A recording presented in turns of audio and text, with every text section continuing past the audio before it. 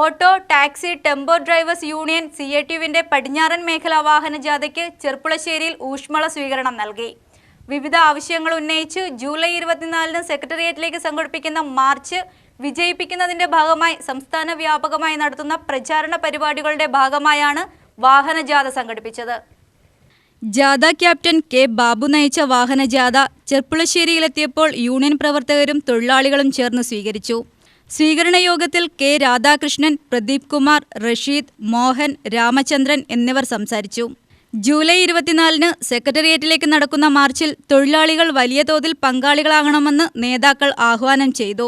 സ്വീകരണത്തിന് മറുപടിയായി ജാഥ captain K. Babu പ്രസംഗിച്ചു. തൊഴിലാളികളുടെ ന്യായമായ ആവശ്യങ്ങൾ നേടിയെടുക്കുന്നതിനുള്ള പോരാട്ടത്തിൽ എല്ലാവരുടെയും ഐക്യവും പങ്കാളിത്തവും അനിവാര്യമാണെന്ന് അദ്ദേഹം പറഞ്ഞു. സ്വീകരണ പരിപാടിക്ക് ശേഷം പ്രവർത്തകരുടെ സാന്നിധ്യത്തിൽ വാഹനജാഥ അടുത്ത സ്വീകരണ കേന്ദ്രത്തിലേക്ക് യാത്ര തുടർന്നു. UTV news, Palakkad.